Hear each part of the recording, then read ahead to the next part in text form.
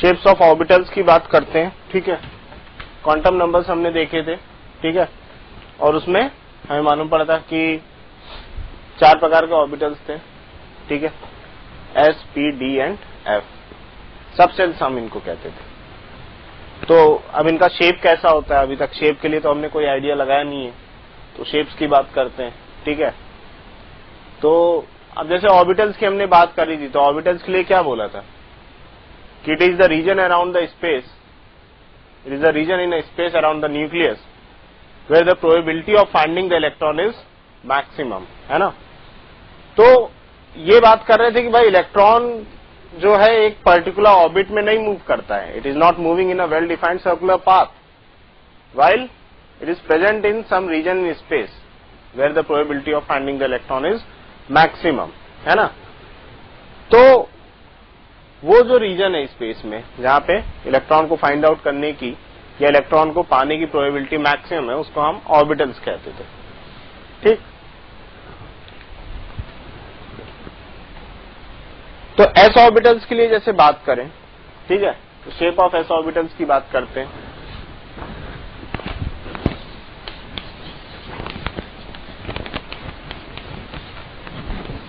ठीक है, S orbitals के लिए यदि बात करें तो क्वांटम नंबर एल की वैल्यू 0 थी, ठीक। For S orbital the value of L is 0। जब इसकी वैल्यू 0 है तो मैग्नेटिक क्वांटम नंबर वैल्यू क्या हो जाएगी, -L से लेके +L, मतलब -0 से +0, मतलब it will have only one value of magnetic quantum number, that is 0 only, ठीक।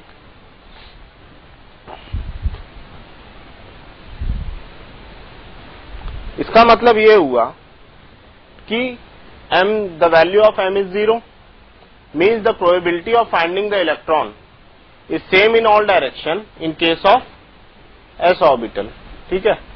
तो ये हमको क्या बता रहा है कि probability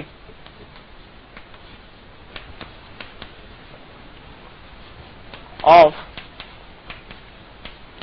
finding the electron is same in all direction.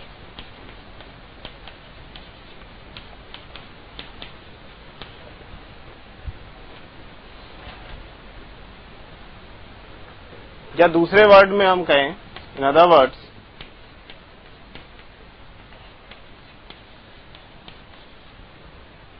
the electron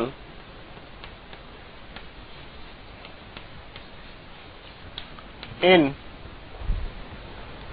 s orbital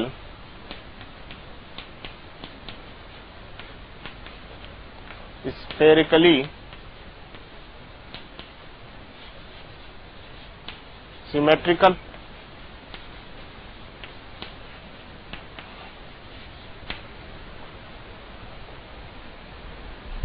ठीक है। तो क्या बात की कि क्वांटम नंबर ऑर्बिटल एस के लिए, सबसेल एस के लिए यदि हम बात कर रहे थे, तो क्वांटम नंबर एल की वैल्यू 0 थी और एम की वैल्यू भी 0 थी। उससे ये मालूम पड़ा कि भाई एम की वैल्यू 0 है, मतलब probability of finding the electron is same in all direction, मतलब न्यूक्लियस से आप किसी भी साइड मूव करो, इलेक्ट्रॉन को फाइंड आउट करने की प्रोबेबिलिटी सारी जगह जो है सेम है। तो इससे कौन से एक चीज और मालूम पड़ी कि भाई मतलब जो है इलेक्ट्रॉन जो है एस ऑर्बिटल में वो स्फेरिकली सिमेट्रिकल एरिया में पाया जाएगा, ठीक है। तो यहां से ये डिफाइंड हुआ कि जो एस ऑर्बिटल्स हैं या एस सबसेल है, इनका जो शेप होता है वो स्फेरिकल होता है, ठीक है। तो ये कुछ इस तरह से ये हमारा न्यूक्लियस हुआ, ठीक है, और यहां पे कुछ इस तरह से रीजन होगा स्पेस का। तो दिस विल बी योर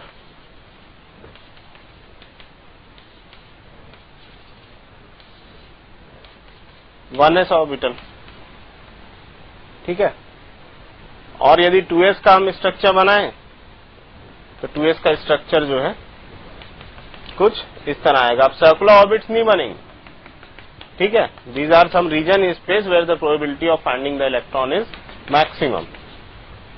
तो ये हमारा क्या हो गया 2s, ठीक है, ये मेरा क्या हो गया 1s। ठीक है, तो ये 1s है, तो यहां पे इलेक्ट्रॉन को फाइंड आउट करने की प्रोबेबिलिटी मैक्सिमम है। ये सेकेंड स्फेरिकल शेल है। ठीक है, अब आपको एक चीज और दिख रही होगी, इन 1s और 2s के बीच ये गैप दिख रहा है। ठीक है, ये जो स्पेस जो 1s और 2s के बीच है, इसको आप बोलते हैं नोड। ठीक है, तो ये रीजन क्या हो गया आपका नोड। ठीक है,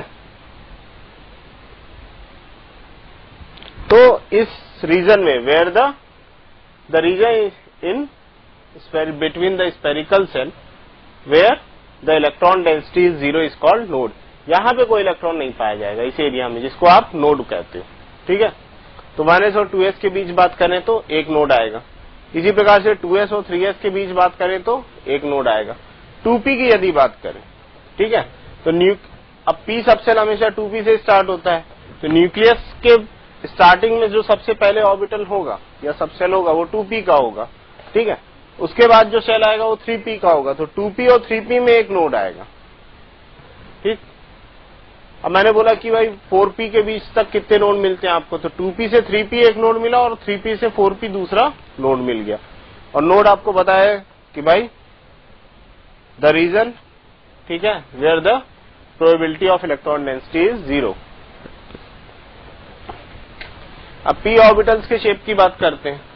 ठीक है, तो जो शेप आ रहा है वो क्वांटम नंबर m की वैल्यू से हमें इसका ओरिएंटेशन मालूम पड़ रहा है कि इलेक्ट्रॉन किस वे से ओरिएंट होगा।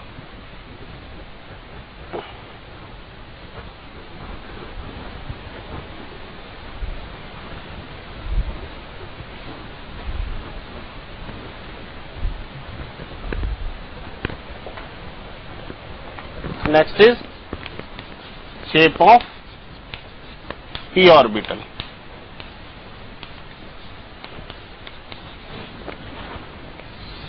अब p ऑर्बिटल के लिए यदि बात करें तो l की वैल्यू क्या होगी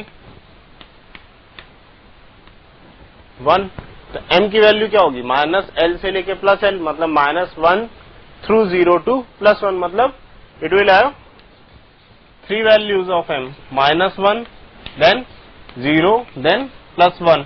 ठीक है, तो इसको इस वे से रिप्रेजेंट करते हैं px, py एंड pz। ठीक है, तो ये आपको क्या बताता है कि there are 3p orbitals in each p subshell. हर p सबसेल में आपके 3p ऑर्बिटल होते हैं, ये हमने सब क्वांटम नंबर्स में पढ़ा हुआ है। सेकंड चीज ये क्या बता रहा है कि these 3 orbitals differ only in orientation. ठीक है, इनका ओरिएंटेशन डिफरेंट होगा। जो px होगा वो अलोंग द x एक्सिस होगा, py जो है along the y axis, pz जो है अलोंग द z एक्सिस। तो कुछ पॉइंट्स क्या हैं, these 3 orbitals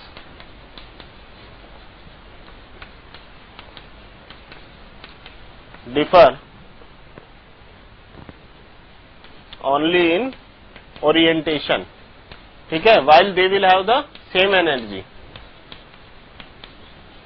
इनकी एनर्जी सेम होगी और इनको हम डीजेनरेट ऑर्बिटल भी बोलते हैं क्योंकि इनकी एनर्जी सेम होती है। ठीक है, और ईच ऑर्बिटल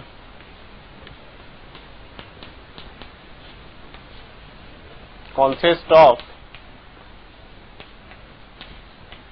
2 lobes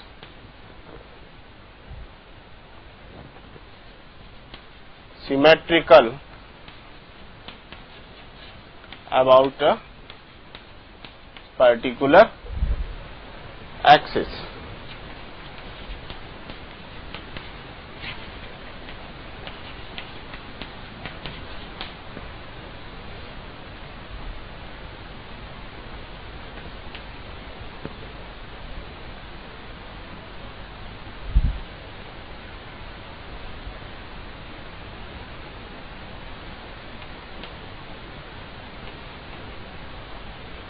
ठीक है, अब देखिए, तो ये 3 ऑर्बिटल्स हैं px, py और pz, इनको आप क्या बोलते हैं डीजेनरेट ऑर्बिटल, क्योंकि इनकी एनर्जी सेम रहती है। लेकिन ये किसमें डिफर करते हैं अपने ओरिएंटेशन में। ठीक है, और ये किससे बनते हैं? दे कॉन्सिस्ट ऑफ टू लोब्स, ठीक है, that is symmetrical about a particular axis. मतलब यदि मैं पीएक्स का स्ट्रक्चर बनाऊं, लोब्स जो होंगे वो कुछ इस प्रकार से उनका शेप होता है, दिस इज लाइक लोब्स, ठीक है। तो ये दो लोब्स बने, ठीक है, दिस इज, ये हो गए आपके लोब,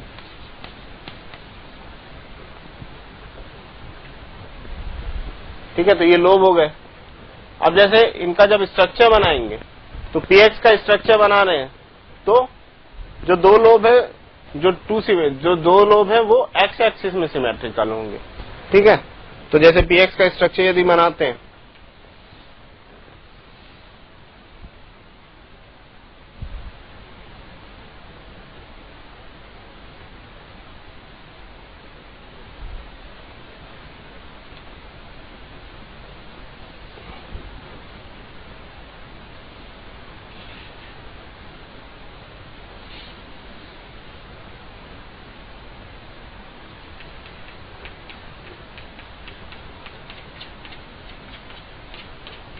तो ये आपका क्या हो गया? एक्स एक्सिस, ये हो गया आपका वाई एक्सिस, ये हो गया जेड एक्सिस, ठीक है।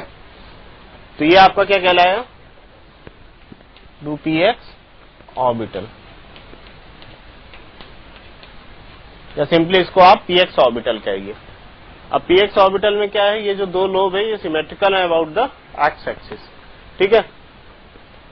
अब इस पे नोडल प्लेन की बात करते हैं, ठीक है। नोडल प्लेन की जैसे बात कर रहे हैं, तो नोडल प्लेन की यदि बात करें तो नोडल प्लेन क्या है? नोडल प्लेन वो प्लेन है जहां पे इलेक्ट्रॉन की डेंसिटी 0 होती है, ठीक है।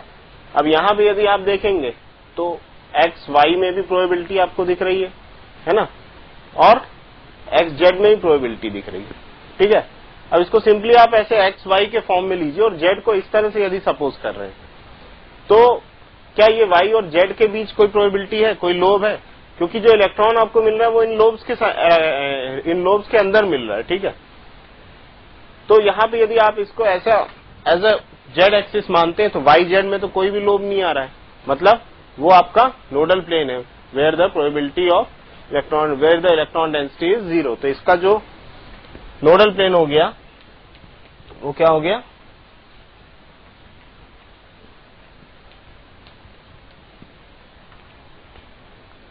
वाई जेड, ठीक है। तो ये आपका px ऑर्बिटल का शेप हो गया। आप py का बनाते हैं, py का यदि बनाएंगे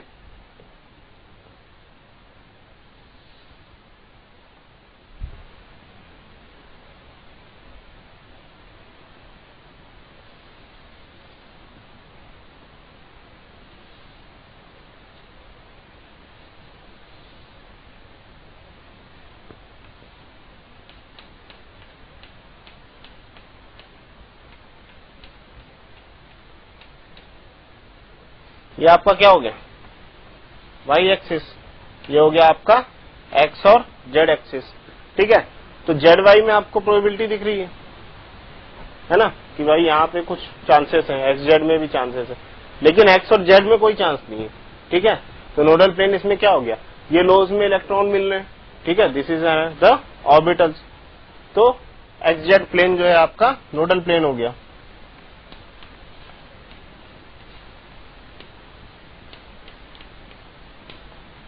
ठीक है। और ये आपके लोब्स किसमें? वाई एक्सिस में है, तो कौन सा आपका ये हुआ? Orbital, this is p y orbital, ठीक है।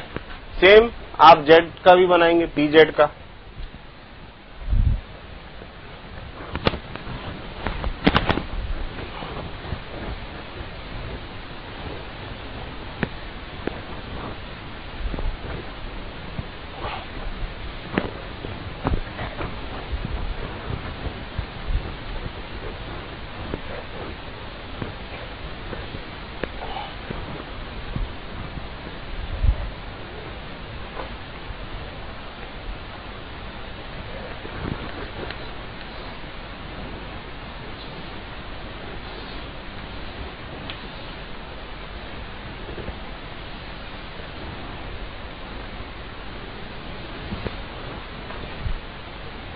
आपका हो गया x, this is your y, this is your z, ये हो गए आपके लोब्स। ये स्ट्रक्चर आपका किसका हो गया? पीजेड ऑर्बिटल का। ठीक है, अब एक्स और वाई के बीच देखिए नोडल प्लेन है, कहीं पे भी इलेक्ट्रॉन की पॉसिबिलिटी नहीं है ना, तो नोडल प्लेन यहां पे क्या हो गया आपका? एक्स और वाई। ठीक है, तो ये सब बातें हो गई पी ऑर्बिटल्स की। So next is D orbitals.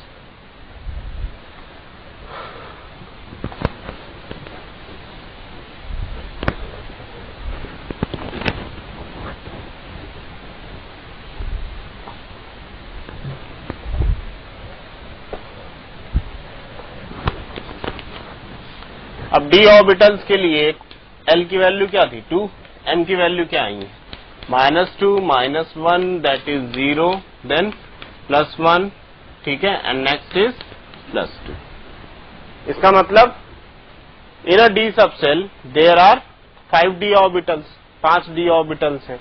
ठीक है, और ये कौन कौन से होते हैं? dxy, dyz, dzx, dx² - y² and dz²। तो ये 5 डी ऑर्बिटल्स होते हैं। ठीक है,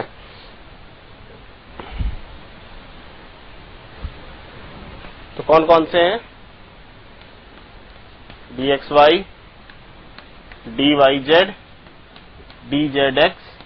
ठीक है, और ये जो ऑर्बिटल्स होते हैं these are projected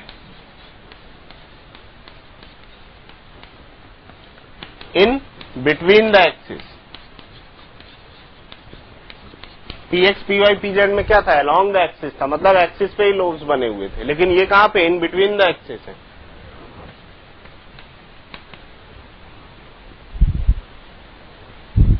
and the other to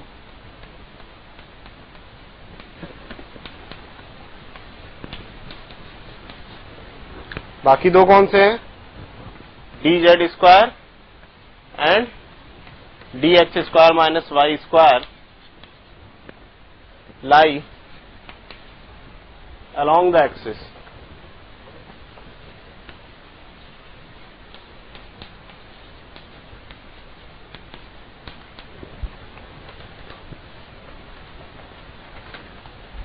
ठीक है, तो अब इनका फिगर बनाते हैं। ठीक है, अब पहला अपन बनाते हैं dxy का। क्या बोला? Projected in between the axis, मतलब एक्स और वाई एक्सिस पे इनके लोब्स नहीं होंगे, एक्स और वाई के बीच जो प्लेन है ना, एक्स वाई के बीच में जो प्लेन है उसमें ये होंगे। तो dxy का बनाते हैं।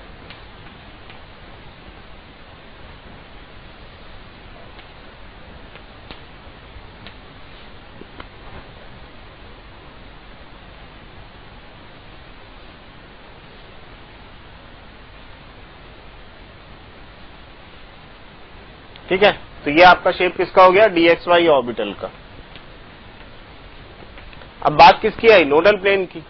लोब्स तो आपको बता रहे हैं कि भाई लोब्स में ही इलेक्ट्रॉन पाए जाते हैं, है ना, मतलब प्रोबेबिलिटी बता रहे कि भाई this is the place where you can find the electron. अब नोडल प्लेन की यदि बात करूं, ठीक है, तो ये 3D में एक्चुअली यहाँ पे एक जेड एक्सिस यदि ऐसा है, ठीक है, in this way a Z axis also drawn, तो एक्स और जेड के बीच कोई प्रोबेबिलिटी है? कोई लोब है? नहीं है। तो नोडल प्लेन क्या हो गया? X Z. उसी प्रकार से वाई और जेड में भी यदि देखें तो वाई जेड में भी कोई प्रोबेबिलिटी नहीं है ना, तो दो नोडल प्लेन हो गए इसके।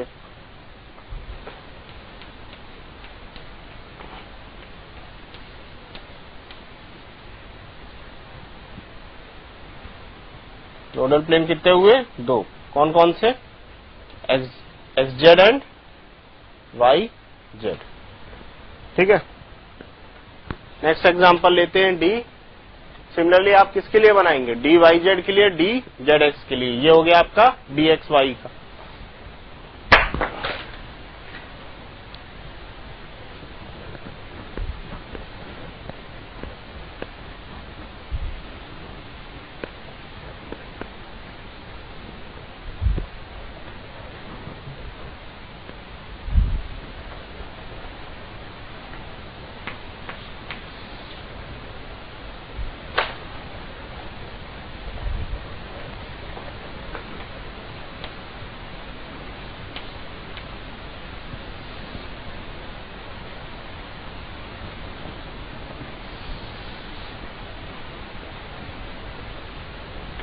ये एक्स जेड एक्सिस हुआ, अब इनके बीच आपको बनाना है, तो ये लोब हो गए आपके।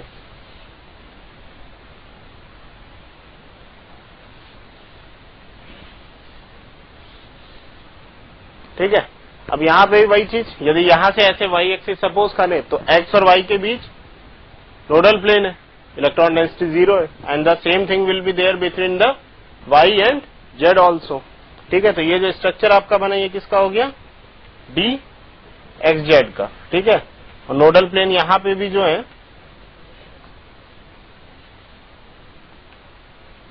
दो हैं, कौन कौन से हैं, एक्स वाई और y Z.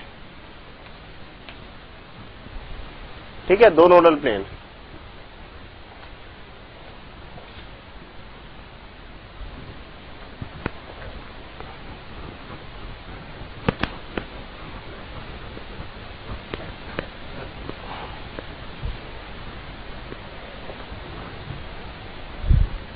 Next is for d y z. ये आपका हो गया y axis, this is your z axis, इनके बीच आपने ऐसे लोब्स बना दिए। ठीक है, अब एक एक्स एक्सिस ऐसे कंसीडर कर लिए, तो एक्स वाई के बीच कोई लोब्स भी नहीं है, मतलब नोडल प्लेन है, और एक्स जेड के बीच भी नोडल प्लेन है। तो नोडल प्लेन कितने हो गए इधर, the number of nodal plane is 2। कौन कौन से हो गए, x y and x z, और ये जो आपका बना है वो किसका बना है, डी वाई जेड का स्ट्रक्चर। ठीक है, अब नेक्स्ट हमारा क्या है, ये कौन से स्ट्रक्चर हमने देखे, which are projected between the axis, है ना, और बाकी दूसरे कौन से हैं, अब हमारे बचे d z square and d x square minus y square, they are projected along the axis, ये एक्सिस पे बने हुए हैं, जबकि यहाँ पे जो लोब्स बने थे ये कहाँ थे, इन बिटवीन द एक्सिस।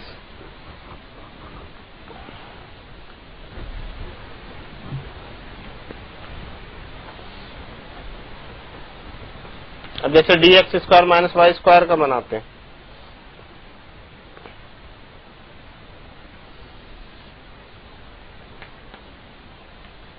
ये एक्स हो गया, वाई हो गया आपका, ये कहां पे बनते हैं, अलोंग द एक्सिस। ठीक है,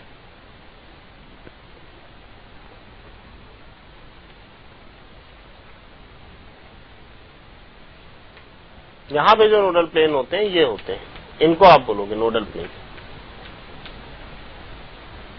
ऐसा जिनका कोई नेम डिफाइंड नहीं है, ये स्ट्रक्चर मेरा किसका है, d x square minus y square, दो नोडल प्लेन होते हैं, इस तरह से हमने डिफाइन किए। ठीक,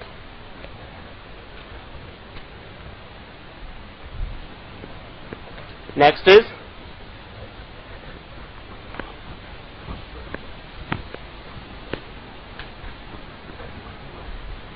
D z square.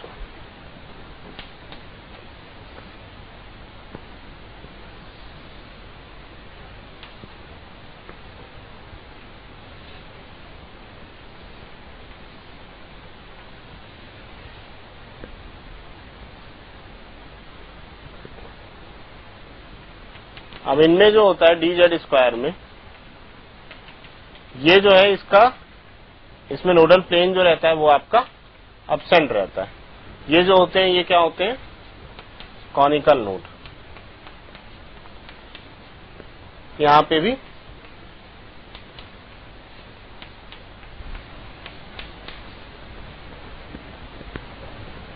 This is your z axis, तो ये आपका जो हो गया डी जेड स्क्वायर। इसका जो शेप होता है वो होता है डफ नेट शेप।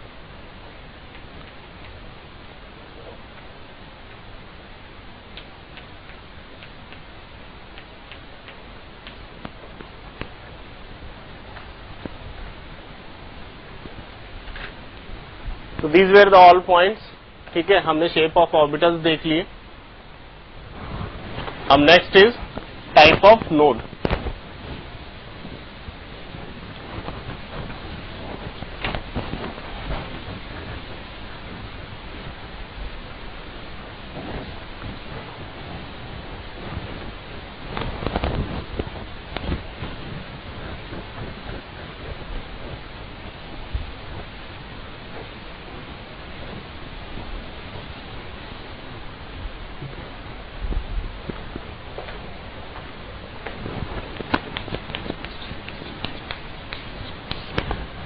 अब नोड्स के लिए मैंने बताया था कि जब this is a region around the space where probability of finding the electron is 0, ठीक है। अब जैसे हमने जब एस ऑर्बिटल्स की बात करी थी तो 1s और 2s के बीच एक स्पेस आ रहा था, एम्प्टी स्पेस, उसको हम क्या बोल रहे थे, नोड्स बोल रहे थे, जहां पे इलेक्ट्रॉन की जो डेंसिटी थी इट वाज 0, ठीक है। तो डेफिनेशन वाइज क्या होगा इसका,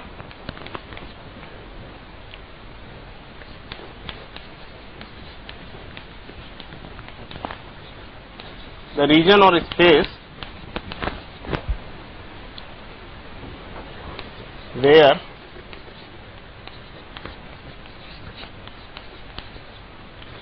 probability of finding the electron is 0। अब नोड्स की यदि बात करें तो 2 टाइप्स के नोड होते हैं, एक होता है angular node and second is radial node, ठीक है। तो first is your radial node,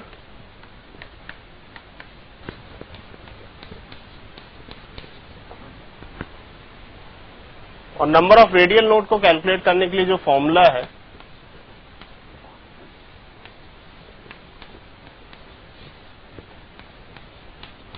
that is equals to n minus l minus 1, ठीक है। एंगुलर नोड की यदि बात करें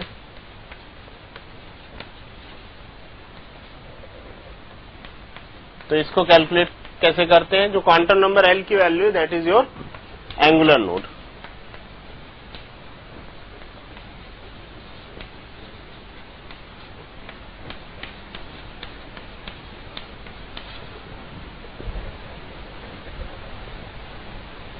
और टोटल नंबर ऑफ नोड्स यदि कैलकुलेट करने हो तो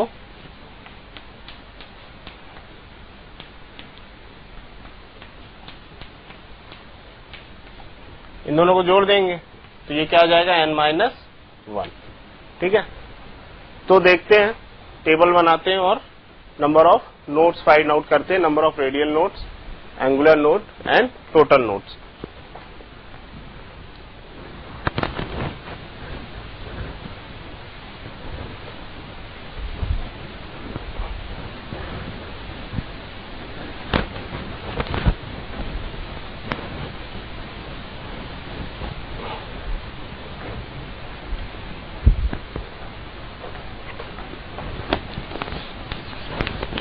Orbitals, then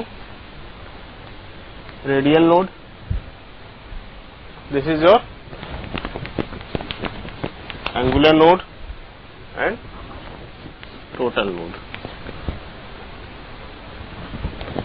एंगुलर नोड बताया L से आप कैलकुलेट करोगे क्वांटम नंबर, टोटल नोड जो है n minus 1, radial node is from n minus l minus 1,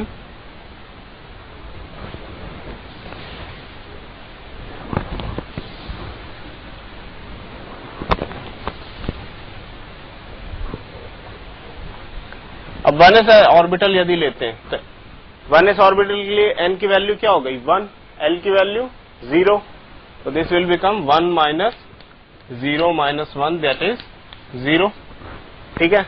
angular node l की वैल्यू यहाँ पे क्या हो गई 0, तो टोटल नोड कितने हो गए आपके n माइनस 1, और n की वैल्यू कहां से आ रही 1, तो 1 माइनस 1 इज 0, क्योंकि न्यूक्लियस से डायरेक्ट फर्स्ट क्या आता है, फर्स्ट सेल आता है, 1s आता है ना, इसलिए बीच में कोई रीजन ही नहीं बचा है जिसके लिए जहां पे नोड प्रेजेंट। 2s यदि लेते हैं तो n की वैल्यू क्या हुई आपकी 2 minus 0 minus 1 is equals to 1, l की वैल्यू क्या हो गई 0, टोटल नोड कितने हो गए दैट इज 1, क्योंकि 2s में यदि बात करें तो 1s और 2s के बीच हमने अभी स्क्वायर भी बनाया था, उसमें देखा था कि एक रीजन आ रहा था जिसको हम नोड बोल रहे थे, ठीक है, जहां पे इलेक्ट्रॉन डेंसिटी जो है 0 थी।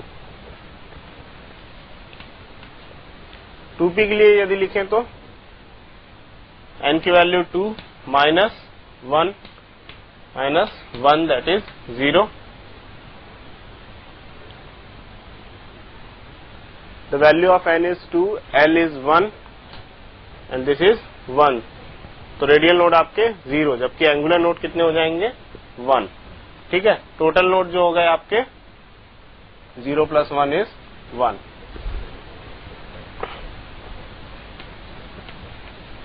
थ्री पी के लिए यदि लिखें तो n की value 2 minus value of L is 1 minus 1 is equals to 3 - 2 क्या आ गया 1. एंगुलर नोड L की वैल्यू क्या आ गई 1. तो टोटल नोड कितने आ गए 2. ठीक है. So this was the table for calculating the radial node, angular node. और इस फॉर्मूले से आप किसी भी ऑर्बिटल्स में टोटल नोड कैलकुलेट कर सकते हैं.